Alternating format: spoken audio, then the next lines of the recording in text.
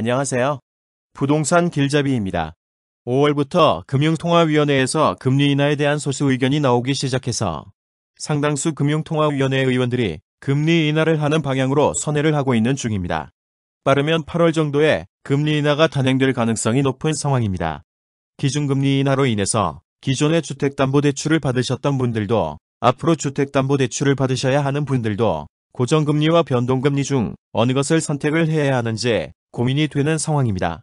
이 부분에 대해서 설명을 드리겠습니다.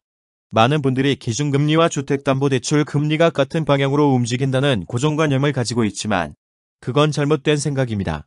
예전에 주택담보대출 금리가 결정되는 구조에 대해서 설명을 드린 동영상이 있습니다. 자세하게 알고 싶은 분들은 한번 찾아보시는 것을 추천해 드립니다. 2018년 11월에 기준금리를 0.25% 인상을 했지만 주택담보대출 금리는 계속해서 하락을 하고 있는 추세입니다. 현재에도 기준금리와 주택담보대출 금리가 다른 방향으로 움직이고 있는 상황입니다. 기존 금리와 주택담보대출 금리가 반대로 움직이는 현상은 종종 발생을 하는데 기준금리와 주택담보대출 금리가 항상 같은 방향으로 움직인다는 고정관념으로 인해서 여러분들의 인생이 바뀌는 결과를 초래할 수 있습니다. 2010년부터 2012년까지 2년도 안 되는 기간에 한국은행에서 기준금리를 5번을 인상했습니다. 2010년 당시 전 국민이 기준금리가 계속해서 인상을 한다는 사실을 알고 있었습니다. 여러분이라면 2010년에 주택담보대출 금리를 고정금리와 변동금리 중 어느 것을 선택하시겠습니까? 이때 당시 기준금리의 지속적인 인상을 알고 있었기 때문에 대부분의 사람들은 고정금리를 선택을 합니다. 하지만 기준금리는 계속해서 상승을 했지만 주택담보대출 금리는 오히려 계속해서 하락을 합니다. 왜 이런 현상이 발생을 했을까요? 프랭클린 템플턴이라는 세계 최대의 채권 투자회사의 하젠스탑 부서장이 하이코리아를 외치면서 대한민국 국채시장에 등장을 합니다. 그리고 대한민국 국채를 닥치는 대로 사들이기 시작하면서 기준금리와 반대로 주택담보대출 금리는 하락을 하는 상황을 맞이하게 됩니다. 이분이 2010년 당시 움직일 수 있는 자금이 180조 정도 되었습니다. 현재는 300조 이상의 자금을 움직일 수 있다고 합니다. 기준금리가 상승을 한다고 해서 주택담보대출 금리를 고정금리로 선택하신 분들은 상대적 박탈감을 느낄 수밖에 없는 상황을 맞이하게 됩니다. 주택담보대출 금리를 고정금리로 선택해서 상대적인 박탈감을 느끼는 와중에 대출을 받아서 구입한 아파트의 가격이 하락을 한다면 이성적인 판단이 힘들 수 있습니다.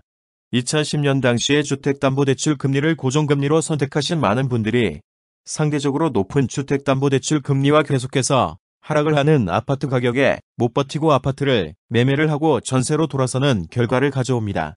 2013년 이후부터 지금까지 대한민국 부동산 상승은 모든 분들이 잘 알고 계실 것이라 생각합니다. 별 차이 없이 보이는 고정금리와 변동금리 선택이 인생을 바꾸는 중요한 요소가 될 수 있습니다.